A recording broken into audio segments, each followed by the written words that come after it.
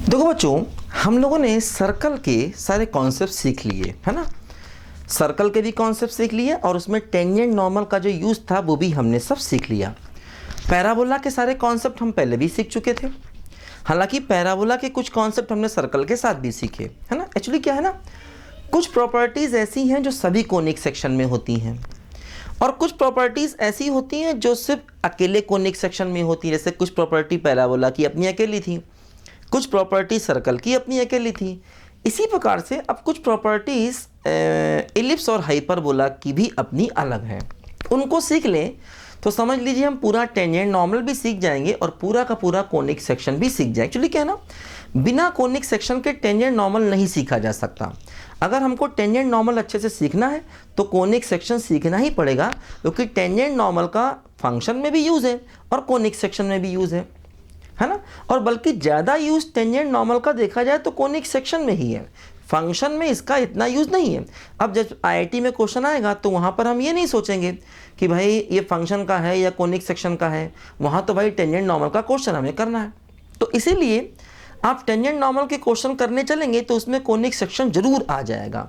इसीलिए conic section हमें पूरा का पूरा सीखना पड़ा और हमने पूरा कोनिक सेक्शन डिटेल से सीखा है ना। तो पहले हम लोग टेंजेंट नॉर्मल के क्वेश्चन कर लेंगे, उसके बाद फिर कोनिक सेक्शन के क्वेश्चन भी हम पूरे पूरे कर सकते हैं। देखो ध्यान दो, अब जैसे कुछ प्रॉपर्टीज एलिप्स और हाइपरबोला की होती हैं उनको जरा पढ़ लें। देखो जैसे क्या होता है, मान लीजिए हमने एक एलिप्स ले लिया, ठीक है। अब देखो अगर मैंने एक एलिप्स ले लिया, मान लो यहां पर ऐसे करके, ये मान लो एलिप्स का फोकस होगा। मैंने क्या किया, देखो यहां पर एक टेंजेंट बना दी ऐसे करके, और मान लो वो टेंजेंट, मान लो मैंने पी पॉइंट ले लिया और वो टेंजेंट इसको टी पर काटता है, एक्सिस को। फिर हमने देखो क्या किया, यहां पर एक नॉर्मल बना दिया ऐसे करके, ये हमने नॉर्मल बना दिया। ये मान लो जी पर काटता है, ये क्या है, ये एलिप्स का नॉर्मल है, ये टेंजेंट है ना। अब देखो क्या होगा, ये नॉर्मल है और नॉर्मल इसकी एक्सिस को जी पर काटता है, ऐसा मैंने मान लिया। ये एलिप्स का दूसरा फोकस है, ठीक। ये टेंजेंट है एलिप्स का पी पॉइंट पर, मान लो ये पी पॉइंट है और पी पॉइंट पर देखो ये है एलिप्स का नॉर्मल है ना, और देखो ये है पी पॉइंट पर एलिप्स का टेंजेंट, ठीक, जो कि इसको टी पर काटता है। अब देखो क्या हुआ, अगर हम S को P से मिला दें और S डैश को P से मिला दें तो ये जो नॉर्मल है इस एंगल को बाइसेक्ट करेगा। ध्यान देना, मतलब ये अल्फा है तो ये भी अल्फा होगा। मतलब जो नॉर्मल होता है वो SP और S डैश P के एंगल को बाइसेक्ट करता है, ये बात हमें याद कर लेनी है, ठीक। मतलब देखो ये इसका बाइसेक्टर है। अब देखो एक्चुअली बाइसेक्टर है तो हम लोगों ने थ्योरम पढ़ा होगा ट्रायंगल में कि मान लो अगर मेरे पास ये ट्रायंगल है ABC, ठीक, और मान लो इस एंगल का ये बाइसेक्टर है AD, तो हमने पढ़ा होगा कि AB अपॉन AC बराबर BD अपॉन DC, ऐसा हमने पढ़ा होगा अगर ये एंगल और ये एंगल बराबर हैं तब। मतलब अगर ये लाइन इसकी बाइसेक्टर है तो AB अपॉन AC का रेशो BD और DC के रेशो के बराबर होता है, ऐसा हमने पढ़ा होगा, ठीक है। तो देखो जैसे ये इसका बाइसेक्टर है तो क्या लिख सकते हैं, हम लिख सकते हैं देखो S dash P upon SP बराबर S dash G upon SG, ऐसा हम देखो लिख सकते हैं। S dash P upon SP बराबर S dash G upon SG, क्योंकि देखो ये इसका बाइसेक्टर है, ठीक। अच्छा एक बात और ध्यान दो, देखो अब जैसे ये टेंजेंट है, देखो अगर हम इसको पीछे बढ़ाएं ऐसे करके और इसको बढ़ाएं ऐसे करके, तो देखो क्या हुआ, ये दो लाइन है, ये ऐसे करके देखो, ये देखो जैसे एक लाइन ये है PS डैश और देखो एक लाइन ये है PS ऐसे। तो क्या होता है, देखो ये जो नॉर्मल है ये इस एंगल को बाइसेक्ट करता है और देखो जो टेंजेंट है वो इस बाहर वाले एंगल को बाइसेक्ट करेगा, ध्यान देना। ऐसे मतलब देखो ये एंगल और ये एंगल भी आपस में बराबर होंगे। मतलब जो नॉर्मल है वो इस वाले एंगल को बाइसेक्ट करेगा और टेंजेंट बाहर वाले एंगल को बाइसेक्ट करेगा। देखो ये अपना नॉर्मल है और ये टेंजेंट है, तो नॉर्मल क्या कर रहा है, इस एंगल को बाइसेक्ट कर रहा है, और देखो टेंजेंट क्या कर रहा है, इस एंगल को बाइसेक्ट कर रहा है। ध्यान दो, तो देखो अब ये भी इसका बाइसेक्टर है। जैसे क्या होता है, मान लो मैंने एक ट्रायंगल लिया ABC, ऐसे है ना, मान लो ये। अब मैंने इसको आगे बढ़ाया ऐसे करके, ठीक है। अब मान लो मैंने ये पॉइंट A था, मान लो मैंने इस एंगल का बाइसेक्टर लिया ऐसे, मान लो ये D पर काटता है। अब देखो ये इस एंगल का बाइसेक्टर है, सेम थ्योरम यहां भी काम करेगी। दो कैसे, AB अपॉन AC बराबर BD upon CD। Same theorem देखो यहां पर भी काम करेगी। अगर इंटरनल एंगल का बाइसेक्टर लेंगे तब भी वो थ्योरम है, अगर एक्सटर्नल एंगल का बाइसेक्टर लेंगे तब भी वो थ्योरम है, ध्यान देना। ठीक, बस यहां पर ये पॉइंट बाहर हो जाएगा। देखो यहां पर भी वही चीज है, देखो क्या है, बिल्कुल वही चीज। देखो S' P अपॉन SP बराबर S' T अपॉन ST, ऐसा भी हम लिख सकते हैं, क्योंकि ये इसके बाहर वाले एंगल को बाइसेक्ट कर रही है ये लाइन। ये प्रॉपर्टी है, याद रखनी है, एलिप्स की प्रॉपर्टी है ना।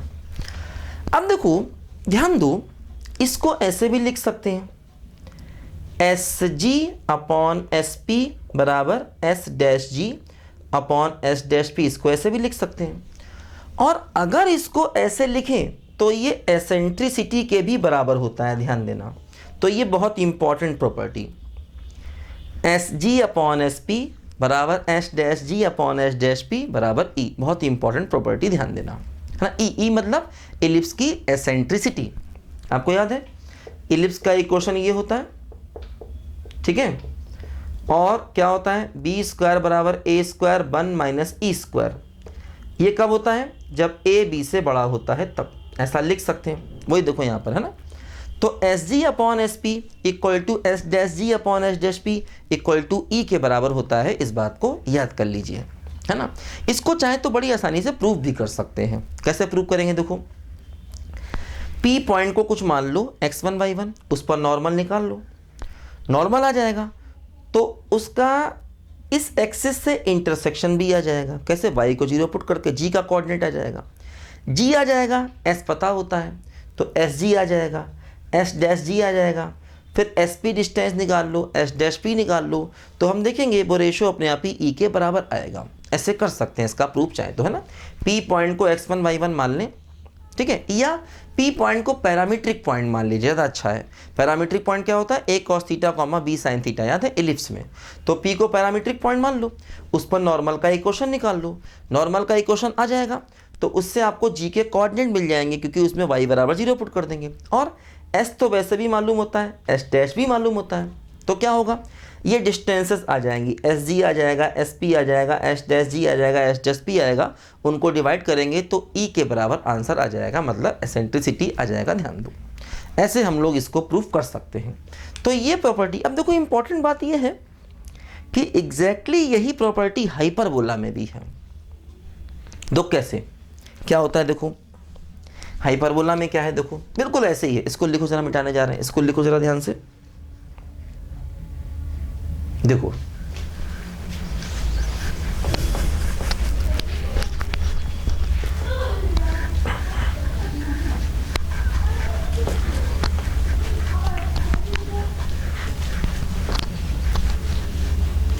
देखो क्या होता है। मान लो अगर हम लोग एक हाइपरबोला ले लें, ऐसे देखो ये हाइपरबोला है,